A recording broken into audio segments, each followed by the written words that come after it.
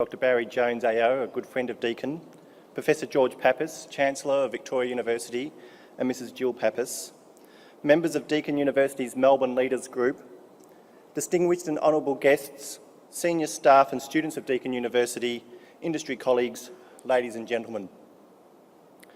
My name is Matthew Clark and I'm head of Deakin University's School of Humanities and Social Sciences, and it gives me great pleasure to welcome you here tonight for this very special public lecture by Professor Noam Chomsky. I wish to begin by acknowledging the Wurundjeri people of the Kulin Nations, the traditional custodians of the land upon which we are gathered today. We pay our respects to them for their care of the land. A primary purpose of Deakin University and my School of Humanities and Social Sciences is to serve the communities in which we work and to be a catalyst for positive change. There are more than 5,000 people here tonight and many more thousand online, all here to listen to Professor Noam Chomsky. As many of you will be aware, the publicity for this event was generated solely through social media, Facebook and Twitter. As you'll also be aware, tickets for this event were fully allocated in a single day, again publicised solely through social media. There is no doubt that the world in which we live is rapidly changing. Deakin University and my School of Humanities and Social Sciences rightly seek to be part of this change. Hosting Professor Noam Chomsky for his only Melbourne public lecture is therefore a great honour and privilege. I'd like to remind you that following Professor Chomsky's lecture, there will be a question and answer session. Questions can be posted during his lecture via the Twitter address up on screen. We've also received many questions prior to tonight's lecture. Ladies and gentlemen, please welcome the Vice-Chancellor of Deakin University, Professor Jane Den Hollander, whom will formally introduce our distinguished guest. I too begin by acknowledging the Wurundjeri people, and I pay my respects to their elders past and present. And that's particularly true on a night such as this, when education, a university is involved in a large community engagement about what we think and some of the issues around what we do. Ladies and gentlemen, welcome. I add my words to those of Professor Clark and welcome you to this very special Deakin University event.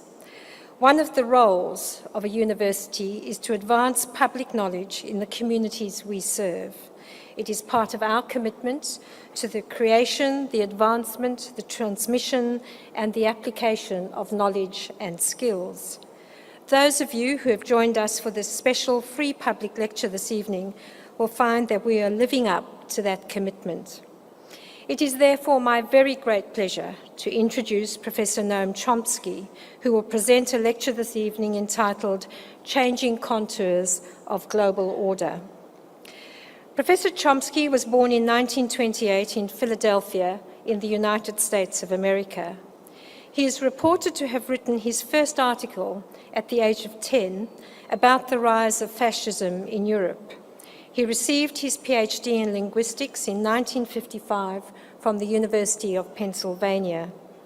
The major theoretical viewpoints of his doctoral dissertation appeared in the monograph Syntactic Structure in 1957.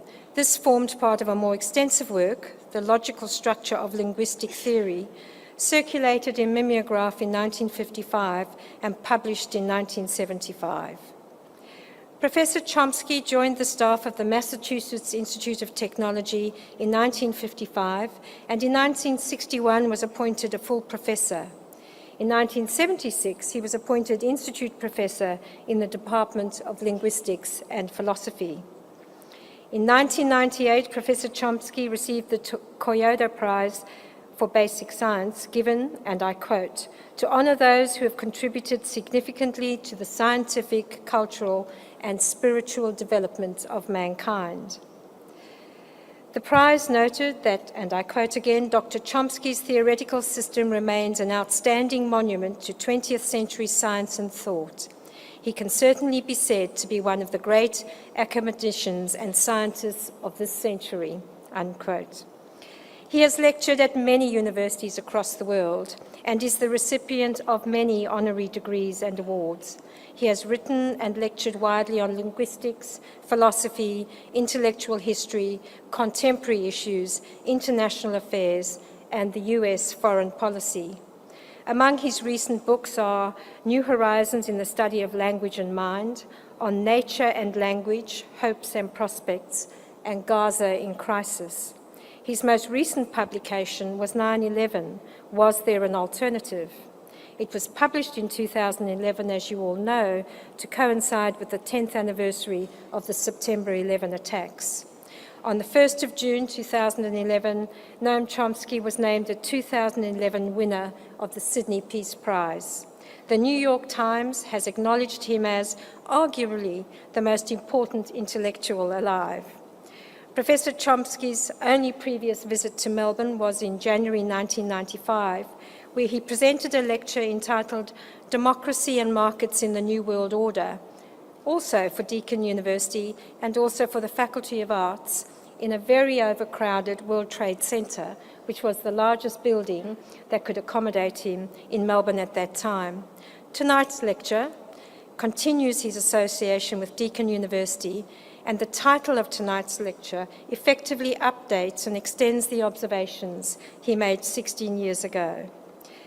On a personal note, in a week when Occupy Melbourne has focused the views of the many on the powers of the few, I look forward to this oration and what it is we will learn this evening. Ladies and gentlemen, please welcome Professor Noam Chomsky for the oration.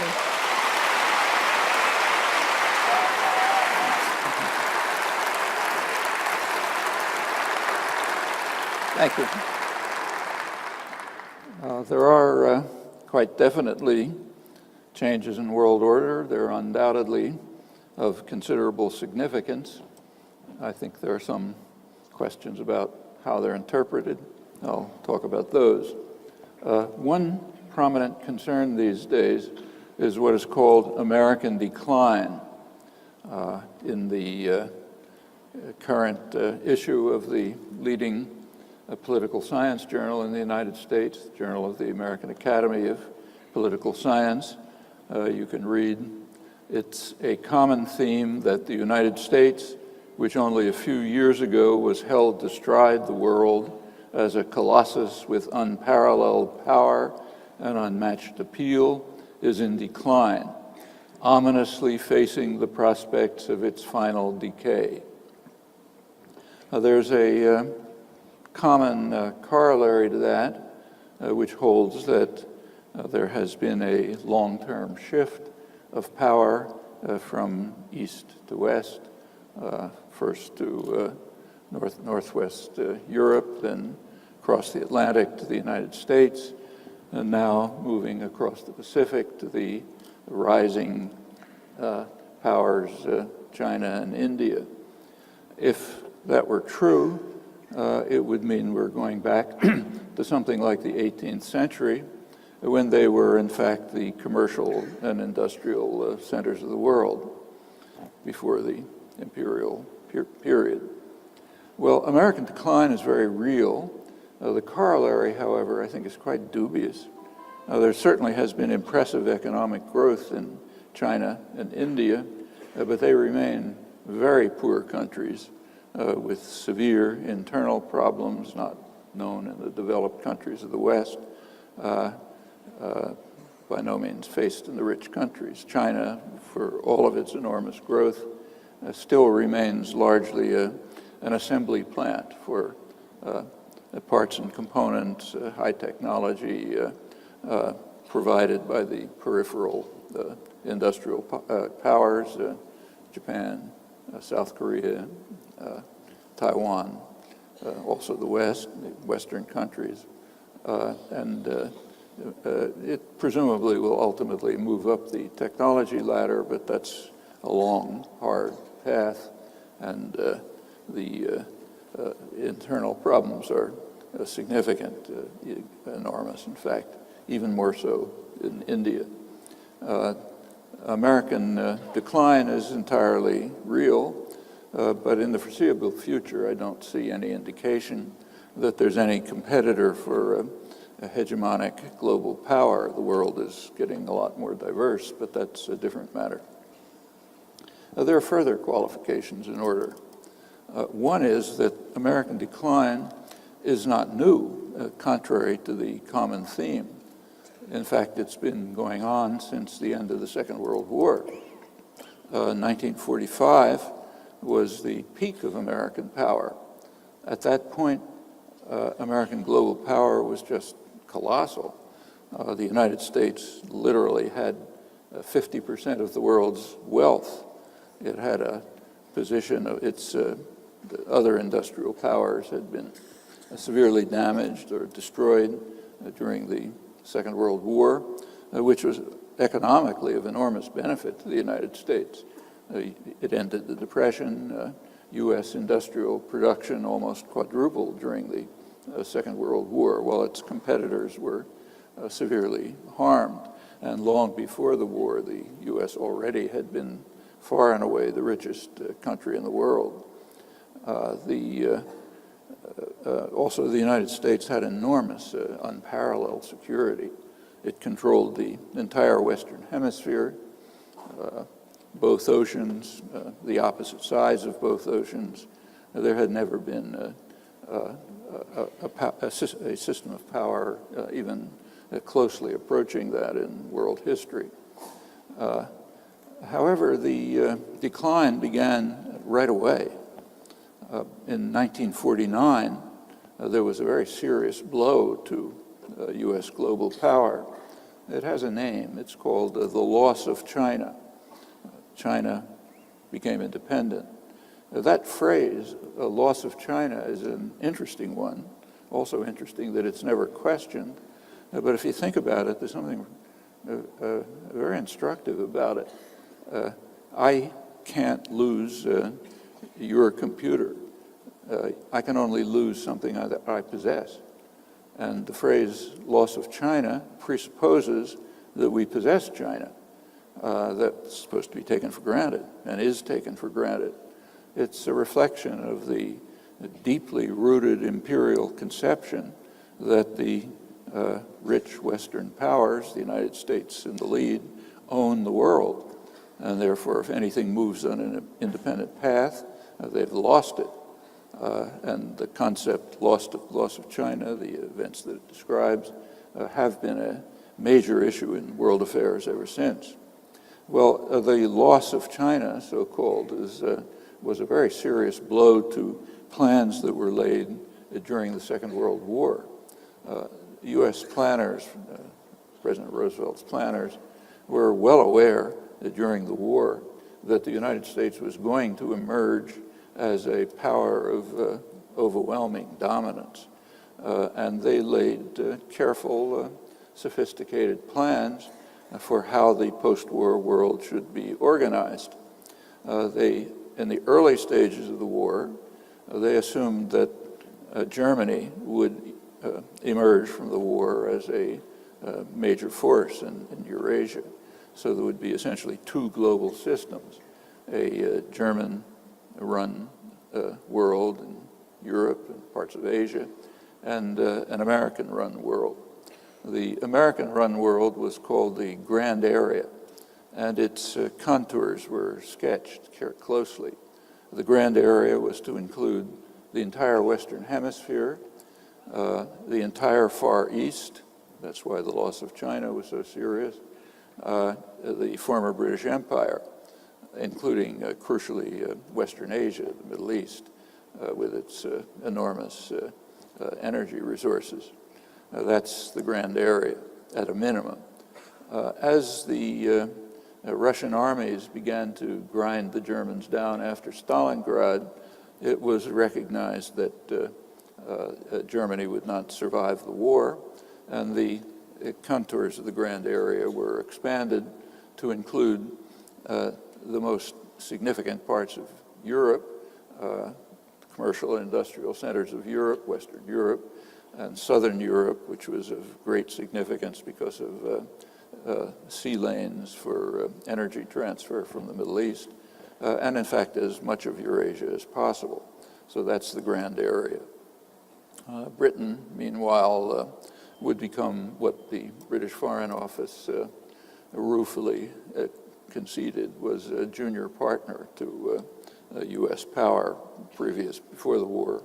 Britain, of course, had been the dominant global power. The energy resources of the Middle East, West Asia, were in fact recognized already to be staggering. The State Department in 1945 described them as a stupendous source of strategic power, one of the greatest material prizes in world history. Shortly after, President Eisenhower described the region as the strategically most important part of the world. One of Roosevelt's leading advisors, an important statesman, A. Burley, observed that if whoever controls the Middle East can gain substantial control of the world. Well, the United States did not intend to give that up, and it doesn't intend to now.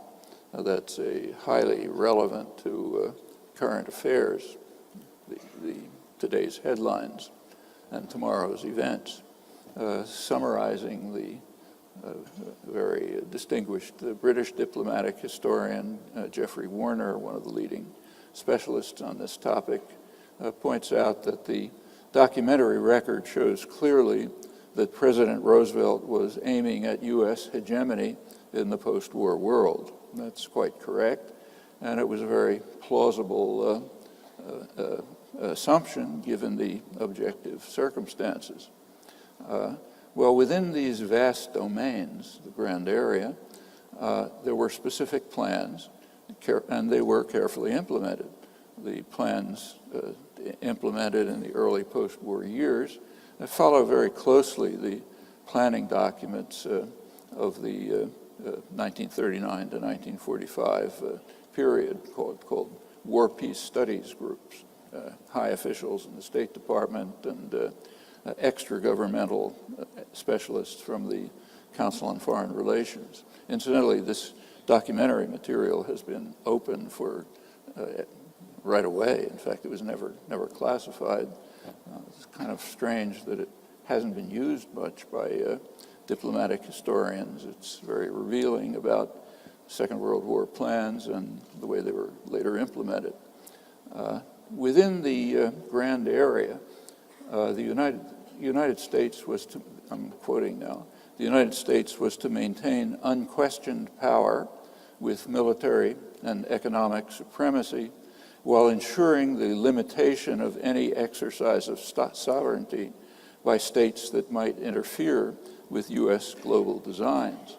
Now, that's quite an expansive vision. The doctrines, incidentally, still prevail, but the power to implement them has significantly declined. That's American decline. The planning, as I said, was sophisticated, and it continued to be as it began to be implemented in the early post-war years. One of the major figures was George Kennan, head of the State Department planning staff. Kennan, incidentally, was more or less on the dovish end of the spectrum. In fact, he was soon kicked out. He was considered not to be tough enough for this harsh world. Kennan and his staff assigned to every section of the world what they called its function within the overall grand area. So, for example, Southeast Asia had the function of providing resources and raw materials to the former colonial masters so that they could reconstruct and would be in a position to purchase the manufacturing surplus of the United States. The U.S. had a huge manufacturing system, had few markets. The only plausible market was Europe, and Southeast Asia had the function of helping them reconstruct. And so it went throughout the world. There was one part of the world that the U.S. had no particular interest in at the time. That was Africa, and Kennan therefore proposed that Africa should be handed over to Europe to exploit. That's his word. It should be handed over to Europe to exploit for its reconstruction. Looking at the historical relations between Europe and Africa, you can imagine a different conception for the post-war world, an obvious one, but that, of course, was never considered. That's incidentally changed in more recent years. The United States is now unwilling to give up Europe to Africa to exploit. It wants to take part in it itself and is working hard to set up military and diplomatic structures to gain substantial control over Africa. That's part of the important changing contours of the world. Well, by 1949, as I said, the grand vision was beginning to crumble with the loss of China. It's quite serious. Shortly after came the threat of loss of Southeast Asia, first in Indochina. Indochina was seeking independence from French domination, which would undermine the function of Southeast Asia in the grand area. Actually, Indochina didn't matter that much in itself, but it was significant because of its relation to a much greater threat, the loss of Indonesia. Indonesia has extremely rich resources. You'll pardon me continuing to use the conventional phrase loss of one or another region. It's an obnoxious phrase, in my opinion, for the reasons I mentioned, but it's standard usage, so I'll keep to it. So the loss of Indonesia was very much considered quite serious if it happened. In 1948, George Kennan, head of the planning staff, warned that if Indonesia is lost, if it falls under what he called communism, a term that usually means independent nationalism, if Indonesia falls under communism, it could be an infection that would sweep westward through all of South Asia, even threatening U.S. dominance in the Middle East. And he therefore concluded that the problem of Indonesia is the most crucial issue of the moment in our struggle with the Kremlin. The Kremlin would have been pretty hard to find in Indonesia, but that's a metaphor for independence. That's 1948. And all of that enters into planning for the Vietnam War in ways that are worth understanding. The Vietnam War, the Indochina wars in general, are maybe the most important, certainly one of the most important events of the last half of the 20th century. They went on, of course, until 1975 with residues that continue. The concern over, if you look at, it's commonly said that the U.S. suffered a defeat in Indochina, and that's not entirely false, but it's not entirely accurate either. It would be more accurate to say that the United States had a partial victory. It achieved its major war aims, but not its maximal war aims. And if you have a really expansive conception of the need for dominance, a failure to achieve your maximal aims is considered kind of a horrendous failure. The reasoning behind the concern over Indochina and the long destructive war was pretty straightforward. It's analyzed clearly in the internal documents, and furthermore, it's a theme that you find throughout modern history, a very important theme. Indochina was what was, to use Henry Kissinger's later terms, it was what's been called a virus that might spread contagion elsewhere. The virus was independent nationalism. Successful independent nationalism, turns out to work out, may inspire others to try to pursue the same course. So you have a virus spreading contagion, and it was the concern was the contagion might reach Indonesia, which is significant, and then on to what Asia historian John Dower called the super domino, Japan. If Southeast Asia was infected by the virus, caught the the contagion spread and moved towards independence, Japan might, as planners put it, might accommodate itself to an independent East Asia and becoming its a technological industrial center and using the surrounding region as a market and resource base. Now, that would in effect be providing Japan with what it sought to attain by military conquest during the Second World War. You look back at the Second World War, Japan was trying to construct what it called a new order in Asia, which would have exactly that character.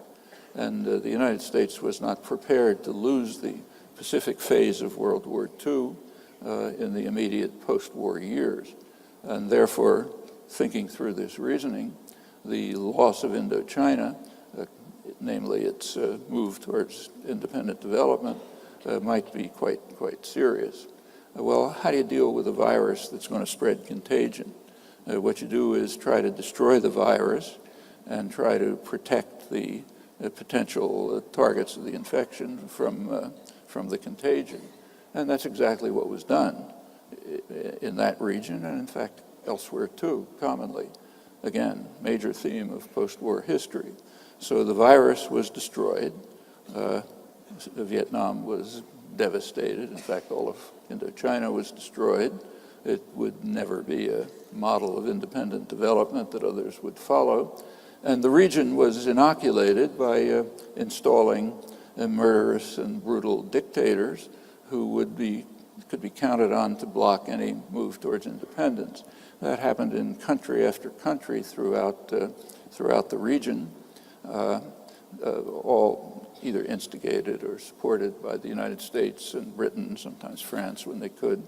The most important case, again, was Indonesia. In 1965, there was a military coup in Indonesia, General Suharto's coup. It was supported, clearly, openly supported by the United States, perhaps instigated by it, and it was very successful. It ended the threat of that Indonesia might catch the virus, might move towards a successful independent development. The coup killed hundreds of thousands of people, mostly landless peasants. It destroyed the major mass-based political party, ended the threat of democracy in Indonesia. This is a party that the Australian specialist Harold Crouch, leading specialist on Indonesia, calls it a party that had won widespread support, not as a revolutionary party, but as an organization defending the interests of the poor within the existing system. That was devastated along with its mass base after huge massacres. And the coup opened up Indonesia to free exploitation of its enormous resources by the West. So it was extremely successful. And it elicited unconstrained euphoria in the United States and Australia, Britain, the West generally. And the descriptions were pretty accurate. So the New York Times, for example, described what was happening as a staggering mass slaughter, which its leading liberal commentator, James Reston, called a gleam of light in Asia. Time magazine devoted most of its issue to what they called a boiling bloodbath. There were headlines like "Hope where there once was none," so on and so forth. The euphoria was literally unconstrained and understandable in the context of the internal acceptance, unquestioned acceptance of a conception of global order of the kind that I outlined, and it is in the internal records. One of the more interesting commentaries on this was by McGeorge Bundy. He was the national security advisor for Presidents Kennedy and Johnson, and one of the main architects of the Vietnam War in those years. In later years, in retrospect, he commented that it might have been a wise idea for the United States to pull out of Vietnam in 1965, because the war had been essentially won. Vietnam by that time was already virtually destroyed. and Indonesia was protected from contagion by the highly successful Suharto coup. So going on beyond that was kind of pointless, his picture in retrospect. Well, similar things were happening in Latin America. It had been taken for granted in grand area planning that Latin America would simply be in the pocket of the United States. Our little region over here, which has never bothered anyone, as Secretary of War Stimson called it. But that wasn't so simple. There was a problem very soon in Guatemala. Guatemala overthrew a dictatorship and instituted steps towards democratization, land reform, and so on. That was considered quite threatening. The Eisenhower government carried out a military coup, which overthrew the democratic system and installed a murderous and violent terror state, which to this day is carrying out horrifying atrocities. Not so bad as before. The peak was actually in the Reagan years and the 1980s. In fact, a lot of the immigrants desperately seeking to enter the United States, even today, literally today, are Mayan refugees from the highlands in Guatemala, where virtual genocide was carried out in the 1980s. The concern about Guatemala was the same as Indochina. Concern was it might be a virus that might infect others. That virus was quickly stamped out. And it continues that way pretty much throughout Latin America. There was one clear exception, and that was Cuba.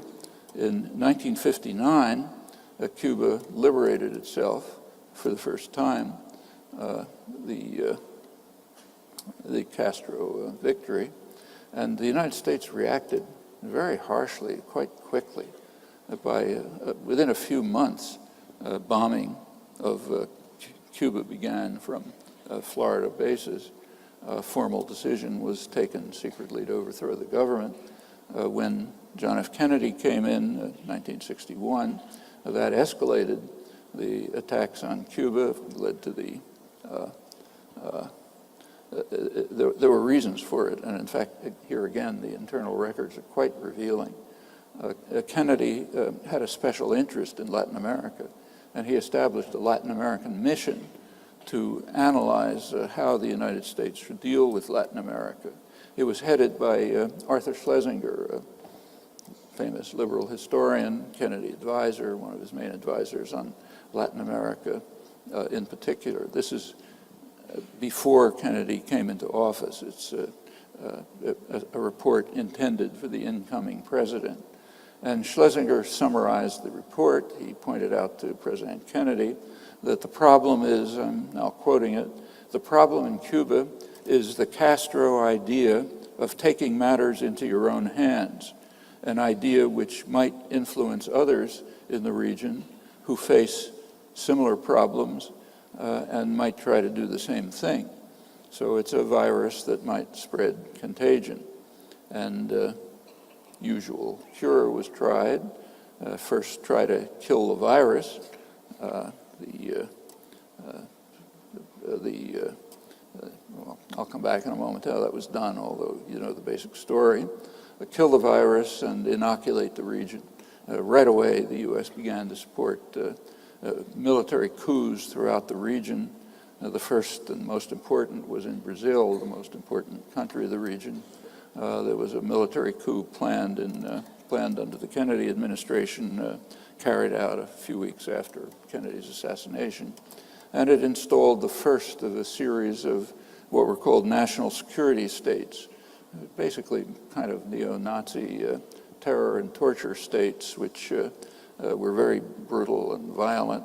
They then spread throughout the region. One of them was what in Latin America is called the first 9/11, 9/11, 1973. That's the overthrow of the parliamentary government of Chile on September 11th, 1973, the installation of the Pinochet dictatorship. Actually, if you think about it, the first 9/11 was incomparably worse than the second 9/11, the one we call 9/11. Just imagine, say, do a thought experiment. Consider what we call 9/11, which was bad enough. It was a horrific atrocity.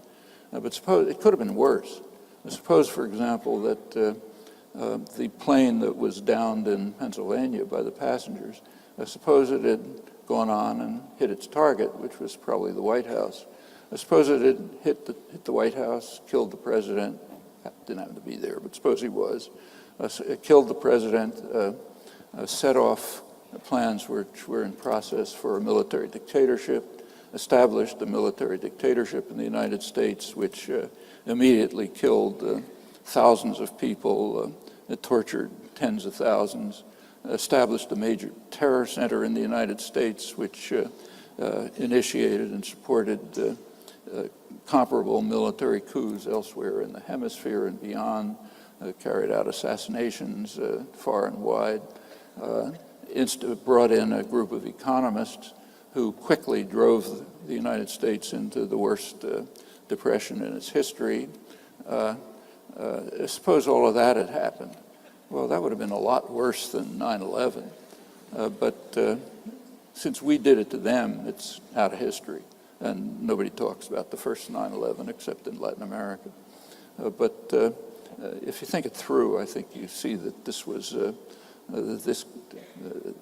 this kind of comparison is quite apt. Henry Kissinger, who was one of the architects of the coup, assured President Nixon that his boss that what happened was of no historic significance. In contrast, the second 9/11 is commonly claimed to have changed the world. Well, that's the difference between us and them, the rich and the powerful versus the weak and the victims, but worth thinking about. Well, that's this plague of repression that spread through Latin America, included Brazil, Chile, Uruguay. The worst of the criminal states that was installed was Argentina. That was Ronald Reagan's darling. He loved Argentina, supported the dictatorship, which was the most brutal and vicious of all of them.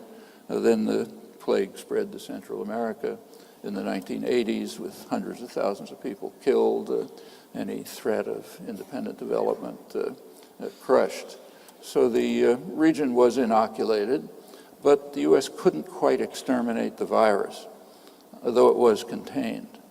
Kennedy invaded, the Bay of Pigs invasion, that was beaten back. Immediately after the invasion was beaten back, Kennedy instituted a major war of terror against Cuba. Arthur Schlesinger, as I said, is a liberal historian who was made Latin American advisor, described the policy as one of bringing the terrors of the earth to Cuba. That's Schlesinger's description in his biography of Robert Kennedy, the president's brother. He points out that Robert Kennedy was given responsibility for bringing the terrors of the earth to Cuba. That was his prime responsibility, and he was dedicated to it. And the war was a very serious one. We have plenty of documents from it. Thousands of people were killed. There was sabotage, destruction, sinking of ships, shelling, destruction of industrial installations, probable biological warfare. It was no joke, and it continued for a long time.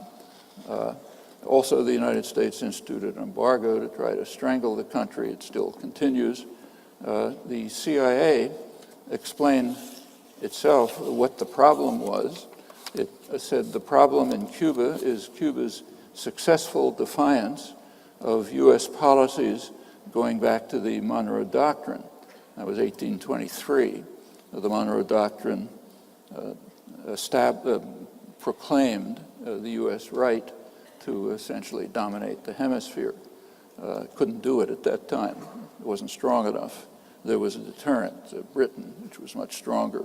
The British were a deterrent, but the U.S. planners back as far as the 1820s recognized that over time Britain's power would decline, U.S. power would increase, and ultimately Cuba would fall into our hands like an apple from a tree by the laws of political gravitation. I'm quoting John Quincy Adams, great grand strategist, who's the intellectual author of the Monroe Doctrine and Manifest Destiny, and that indeed happened. Through the 19th century, U.S. became more powerful, British power declined. In 1898, the U.S. essentially invaded Cuba. It's called the liberation of Cuba, but in fact it was the prevention of Cuba's liberation from Spain. Cuba had pretty much liberated itself from Spain. The U.S. invasion put an end to that and turned Cuba into a virtual colony, as it remained until 1959. And then came this danger, what the CIA called the successful defiance of policies going back 150 years. It had nothing to do with the Russians, of course, but though they're always the pretext in those years. And Schlesinger's analysis that it was a virus that would spread contagion was the typical one, same one that's used in Indochina and many other places. If you want to understand the history of this period, you have to recognize that these quite rational themes occur over and over. Sometimes they're called the domino theory, but that doesn't capture the significance and the meaning of what in fact happened over and over. The case of Cuba gives actually a considerable insight into how policy is formed. It's worth studying for that reason too. For about 40 years, public opinion in the United States has been strongly opposed to the policies against Cuba. The large majority of the public wants to normalize relations with Cuba. Well, it's normal for public opinion to be dismissed in what we call democracies. But what's more interesting in this case is that major sectors of American business have also been in favor of normalization. Now, quite typically, they're the sectors that determine policy. But in this case, they've been overruled, which is why it's interesting. And that's major business interests, agribusiness, pharmaceuticals, energy corporations. These are not small parts of the American corporate sector. They're central parts. But they're dismissed. There's a state dedication to punishing successful defiance, and it overwhelms the usual modalities of policy formation, which are usually pretty much in the hands of private capital. It's not the only such case. There are other such cases, and they're worth looking at closely if you want to understand policy formation. Actually, Iran is another case like that. Well, going back to post-war planning, the main concern, of course, was Europe. Europe had to be reconstituted, had to be reconstructed, but there was, however, a preliminary condition. The first thing that was necessary was to destroy the anti-fascist resistance, which was basically kind of radical democratic, called the left. That was the first target of U.S. and British forces as they landed in the continent. You recall that first they landed in Italy and in Greece, in the southern part of the continent. And their first goal was to dismantle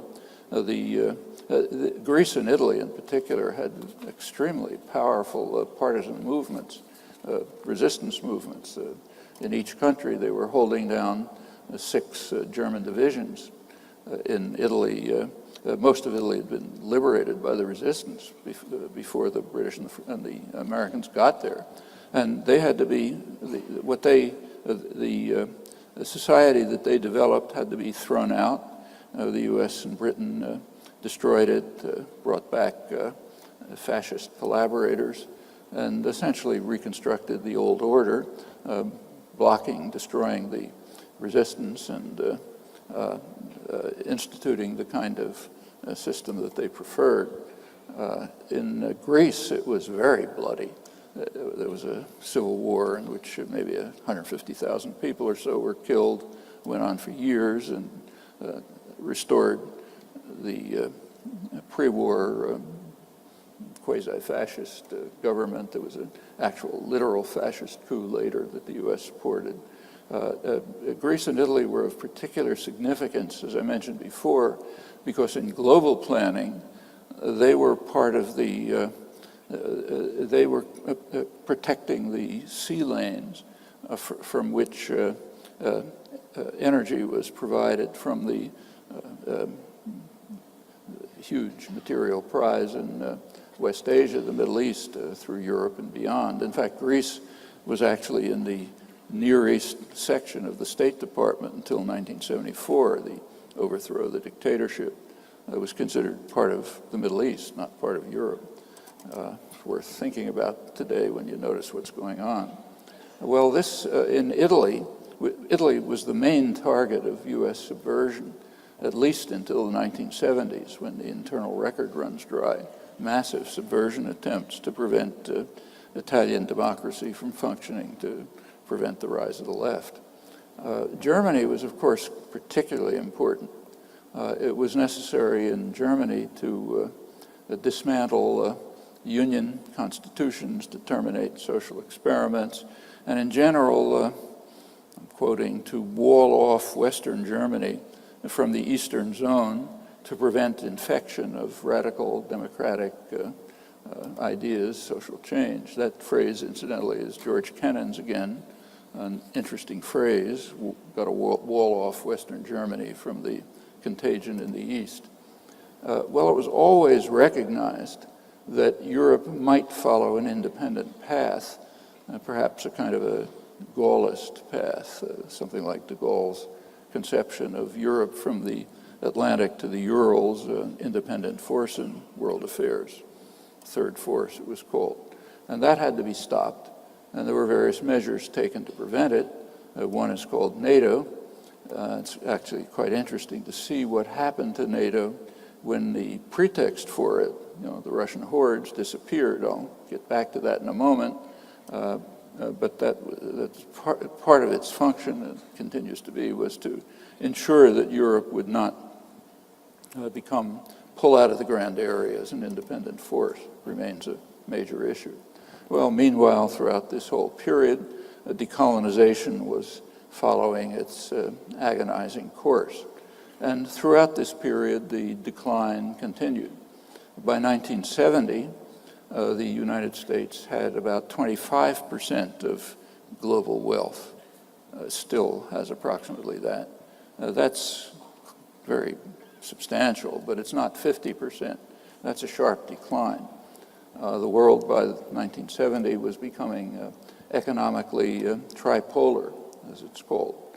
There's a North American economic center based in the United States, a comparable European economic center, German-based, and an East Asian center, at that point Japan-based, later Japan-China-based, which is already the most dynamic economic area in the world. Well, that's 1970. 20 years later, 1990, Soviet Union collapsed. And for those who are interested in the reality of the Cold War and in what shapes foreign policy generally, it's highly instructive to look at how the United States reacted when the superpower enemy collapsed. So what happened? It's kind of striking that scholarship pays almost no attention to that, but it's clearly of very great importance, and if you look closely, quite instructive. So, of course, new policies were instituted. This was President Bush, first President Bush. There was a new, incidentally, it's all public. You don't have to search hidden records. It's always been public. There was a new national security strategy and a new defense budget. And looking at them tells you quite a lot. One aspect was that it would be necessary, they said it would be necessary to maintain a huge military system and not to protect the West from the Russians. They're not around any longer. But to protect the West from what was called the technological sophistication of third world powers. Now, if you're a well-educated intellectual, you don't laugh when you hear that. You take it seriously. We need a huge military system to protect ourselves from the technological sophistication of third world powers. That's a sign of proper education to take that seriously. You're not supposed to laugh. What it meant, of course, was that the huge military system never was intended to defend the West from the Russian hordes, but rather to maintain grand area control, and that was still necessary. Second element of the new system was that it was necessary to protect what they called the defense industrial base. What's the defense industrial base? That's a euphemism for the high-tech economy. Free markets are fine for the weak, but not for us. We, the powerful, need a powerful state that sustains the economy, saves the wealthy when they're in trouble, and so on. The modern high-tech economy very largely derives from what's called the defense industrial base, Pentagon-funded research and development. That includes computers, the internet, in fact, virtually the entire information technology revolution, microelectronics, satellites, on and on. After about 30 years in the state sector, largely, these were handed over to private power for profit. And this system had to be maintained. That's what it means to maintain the defense industrial base. Actually, there's nothing really new about that. That goes back to the earliest days of modern industrialization in Britain and the United States, other developing powers, Japan and East Asian tigers and so on. In fact, every developed society has had something of this character.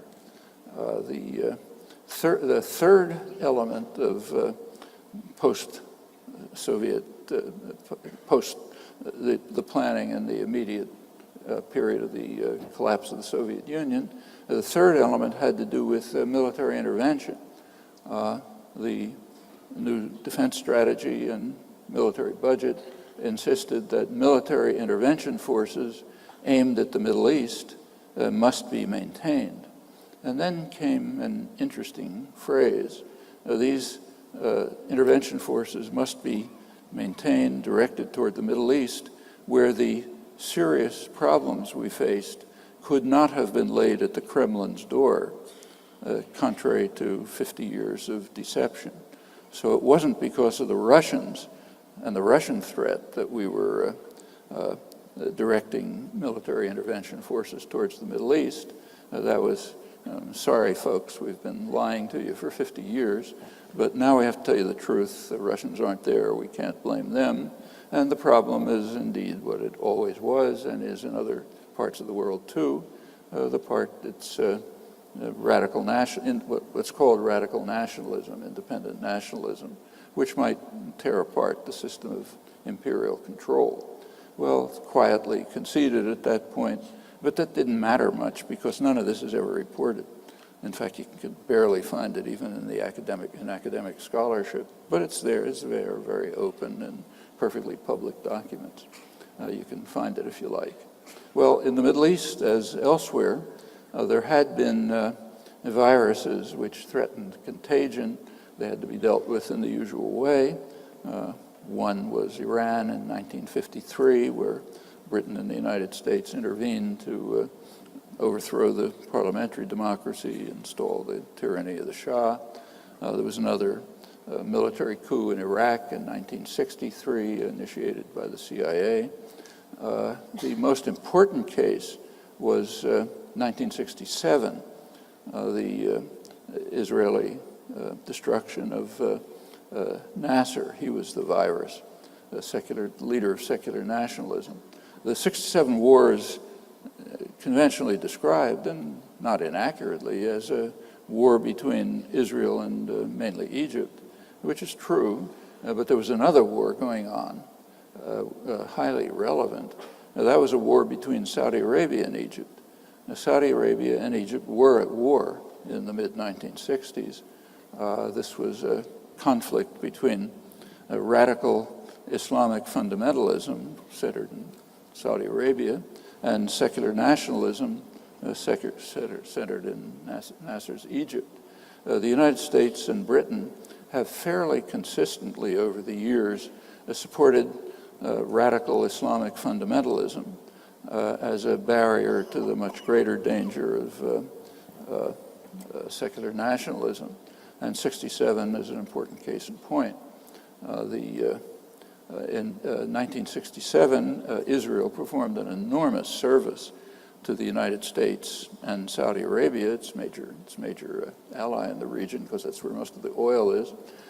It destroyed the major threat to their to radical Islamism and the barrier to secular nationalist efforts that it was feared, might have tried to convert the resources of the region to domestic needs. That's the danger. And in 1967, this service that Israel performed, that established U.S.-Israeli relations in their present form, kind of unique form. Before that, the relations were nothing special. Right after that came what's called the Nixon Doctrine, Richard Nixon. It presented the structure of control of the Middle East. Primarily, we support the radical fundamentalist Islamic dictatorships like Saudi Arabia. That's where the oil is, so they're our main allies. But they have to be protected, mainly from their own populations, and they have to be protected by what the Nixon Doctrine called the cops on the beat, local gendarmes who would protect the ruling dictatorships from their populations. And there's an array of these, preferably non-Arab. They do a better job of killing Arabs. Shah of Iran was one of the main ones, was then under the Shah. Turkey, Pakistan, which provided a lot of the military force for the Saudi dictatorship. Turkey, if I mentioned that, and now Israel was added to it. Those are the cops on the beat. Police headquarters, of course, stays in Washington, and there's a kind of a branch office in London in case we need our junior partner to do something. Well, that was the Nixon Doctrine. In that framework, Israel had a fundamental role. When the Shah was overthrown in 1975, that role actually increased, and pretty much that framework remains in one form or another. It still is the core of the U.S.-Israeli relationship, despite many changes since. Well, let's go back to the end of the Cold War, 1990. The fate of NATO is quite instructive. The Russian hordes were gone, so you no longer needed NATO to protect Europe from the Russian hordes. Well, if anybody had believed the propaganda of the preceding years, they would have expected that NATO would dissolve. That's the reason for its existence is gone. That's not what happened. Instead, NATO expanded to the east in violation of explicit pledges to Gorbachev, Prime Minister Gorbachev, who was willing to permit German unification within a hostile military alliance on condition that NATO would not expand 1 inch to the east. That was the phrase that the Bush administration promised to Gorbachev. Actually, Gorbachev's concession was quite significant in the light of history. After all, Germany alone had practically destroyed Russia several times during the century, and now Gorbachev was willing to allow a unified, militarized Germany to be part of a hostile military alliance in return for the concession that NATO would not expand 1 inch to the east.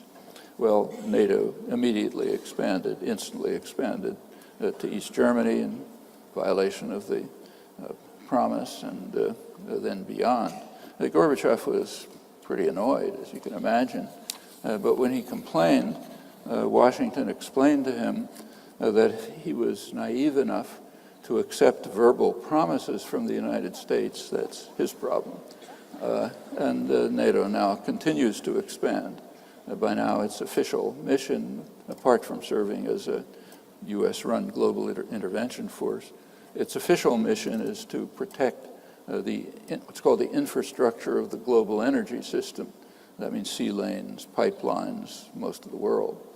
Well, I mentioned before that there was, quoting the Journal of the American Academy of Political Science, I mentioned that there was great euphoria in the 1990s about the magnificence of the U.S. Great Colossus. In fact, that's a kind of a strange period of intellectual history and worth looking at closely. The rhetoric was pretty astonishing. So Clinton, I'm quoting now from the liberal intellectuals, historians, and so on. They praised, Clinton's foreign policy was praised as having entered a noble phase with a saintly glow. As for the first time in history, a country is guided by altruism alone, dedicated to principles and values, an idealistic new world bent on ending inhumanity. At last it could carry forward, it's unhindered, it's the emerging international norm of humanitarian intervention leading to a magnificent world. This went on and on through the 1990s.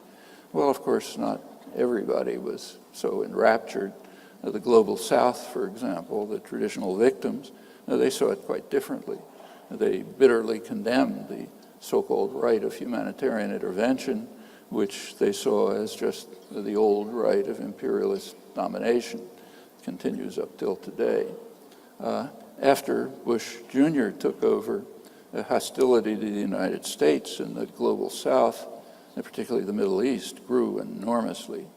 Obama, in fact, has carried out a major feat. He succeeded in lowering his popularity in the Arab world, even below Bush. That's not a small achievement. Obama's approval rating in Egypt, the most important country, is about 5%, meaning essentially nobody, and there are similar numbers elsewhere. Well, meanwhile, the decline continued. In the last decade, first decade of this millennium, something extremely significant happened. South America has been lost in the conventional term. The threat had been around for a long time. I mentioned a number of examples. There were plenty of brutal interventions, but it finally happened. For the first time in half a millennium since the European explorers arrived, South America has begun to move towards integration, prerequisite for independence. It's begun to face quite severe internal problems. One sign of its independence is that U.S. military bases have been entirely thrown out of South America. That's pretty significant. A new organization is just forming, CELAC it's called, which includes all countries of the Western Hemisphere except for the United States and Canada. That's, if it actually functions, that'll be quite significant. Another great loss to grand area planning. And that's pretty serious. When the Nixon administration was planning to destroy another virus, namely in Chile, the National Security Council advised that if the United States cannot control Latin America, it will not be able to achieve a successful order elsewhere in the world, that is, to run the rest of the world. So it's essential to maintain control over Latin America. That's been substantially lost. Well, that's bad enough, but the Middle East is far more important, and that's beginning to happen. I've already quoted government assessments of the significance of the Middle East oil back in the 1940s. Again, planners recognized that if we can control the Middle East, we can control the world, and as a corollary, if we lose control of the Middle East, control of the world declines. Well, the policies remain pretty much the same. Notice that it's not a matter of access, it's a matter of control. In fact, during the period when the U.S. was the major oil exporter, it wasn't taking a drop of oil from the Middle East, it maintained the same policies. But control is being threatened. There's a further danger to U.S. hegemony, the possibility that the Middle East, or what's called MENA, Middle East, North Africa, MENA may move towards some form of democracy. That would be really frightening.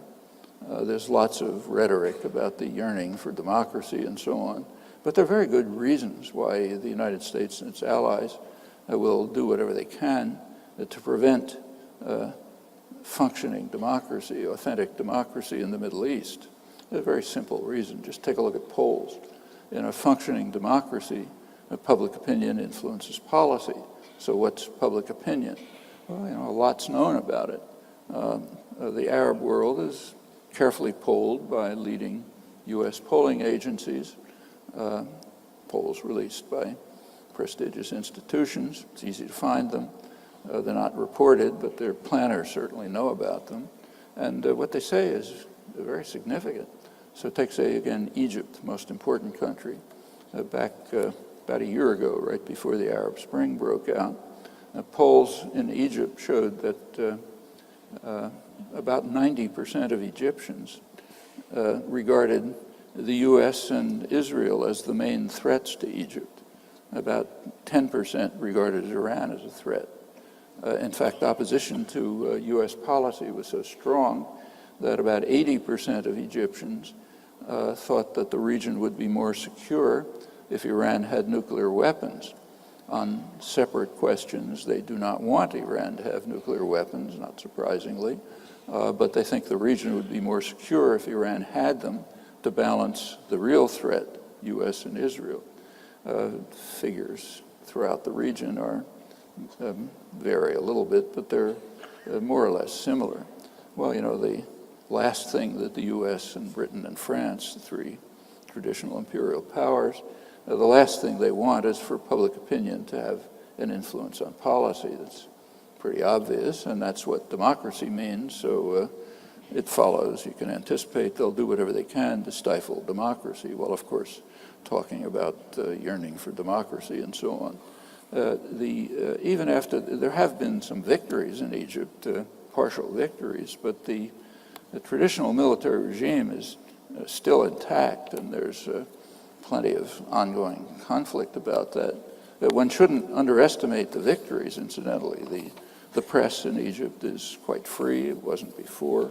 The labor movement, which has been at the core of the protests, has been a very militant labor movement in Egypt and Tunisia, the two countries where there have been some successes for many years.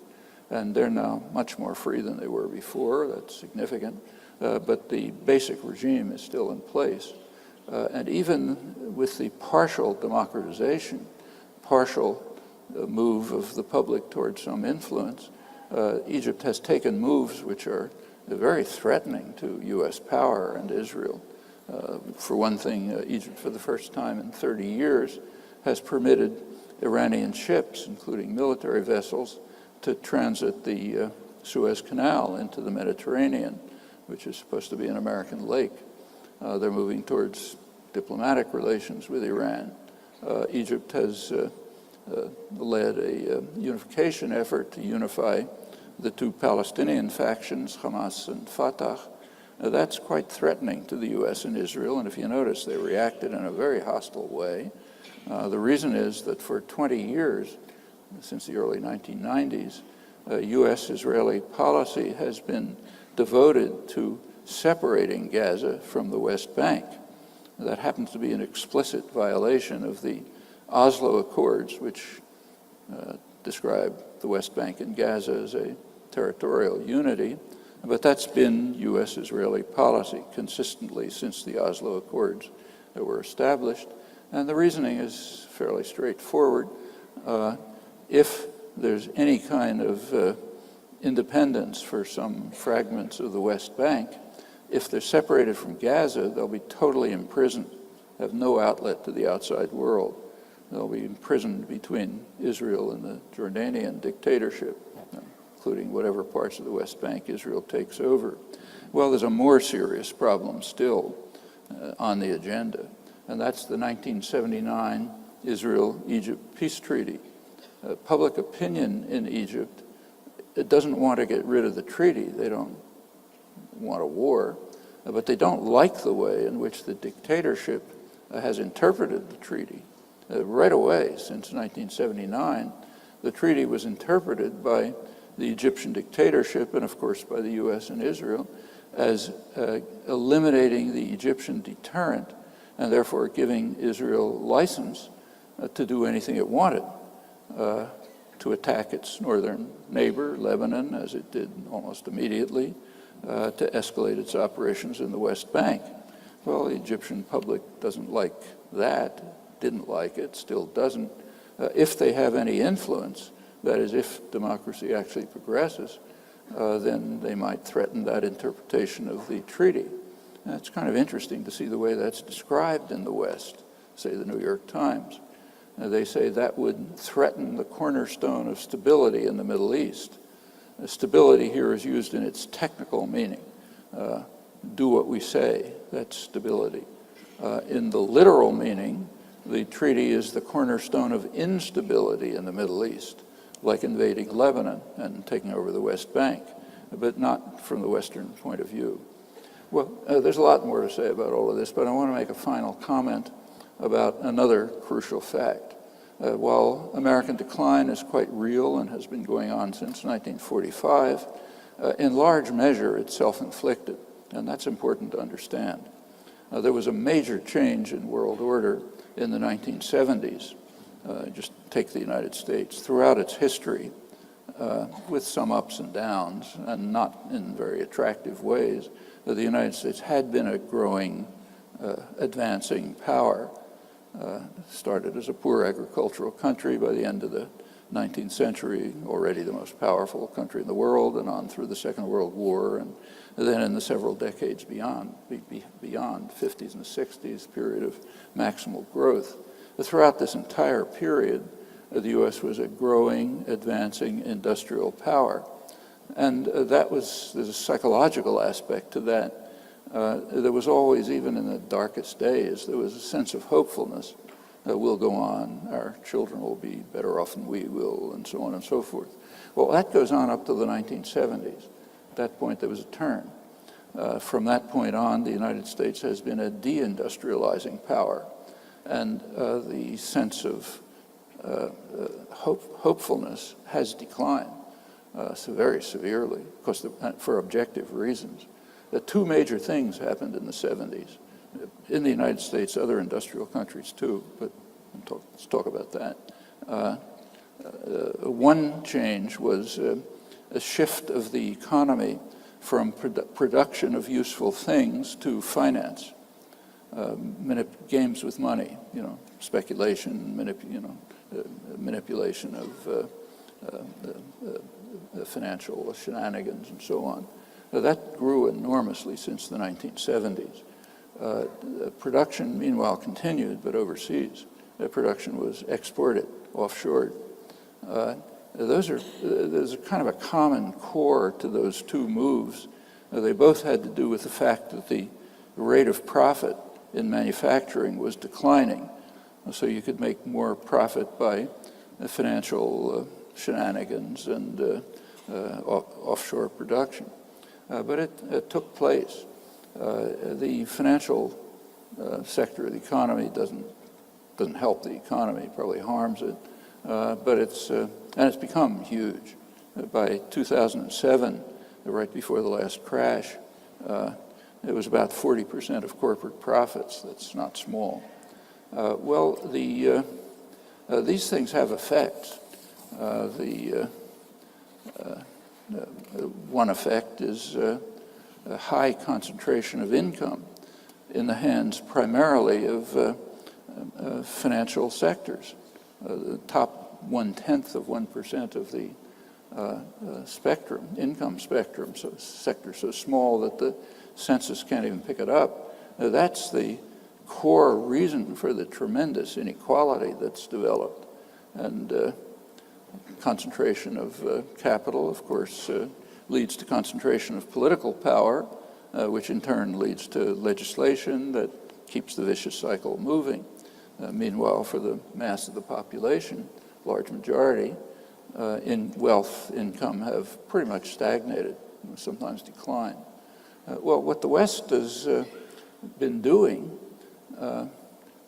U.S., Britain, and others, is living out a kind of a nightmare that was actually described by the classical economists, Adam Smith and David Ricardo, the founders of modern economics. Their concern, of course, was England. Adam Smith, in Wealth of Nations, wrote that if the masters of the British society, the merchants and manufacturers, if they decided to do their business abroad, to produce abroad and to import from abroad, then they would profit, but England would suffer. However, he said, this is probably not going to happen. The reason it won't happen is because British manufacturers and merchants would have what's called a home bias. They'd prefer to do their business in England. And therefore, as if by an invisible hand, England would be saved from the ravages of what we nowadays call a neoliberal globalized market. Now, that's a pretty hard passage to miss. That's the one use of the famous phrase, invisible hand, in Wealth of Nations, in what amounts to a critique of neoliberal globalization. The other great founder of classical economics, David Ricardo, said pretty much the same thing. He hoped that this wouldn't happen, basically for sentimental reasons. Well, the classical economists knew what they're talking about for a long time. What they described was more or less accurate, and we're now living in the middle of the nightmare that they predicted. The effect, as I said, is a very narrow concentration of wealth, increasing concentration of political power, further measures to concentrate wealth and power, fiscal measures, rules of corporate governance, deregulation. It's catastrophic for the economy, very harmful for most of the population, and it's having a quite considerable effect on the nature of the society. It's enriching and empowering a tiny sector, but it's contributing to the decline of the United States as a functioning society. That's an element that's an important aspect of American decline. It's also succeeding in shredding the remnants of political democracy. It's hence laying the basis for carrying the lethal process forward, and it will do so, will continue to do so, as long as the victims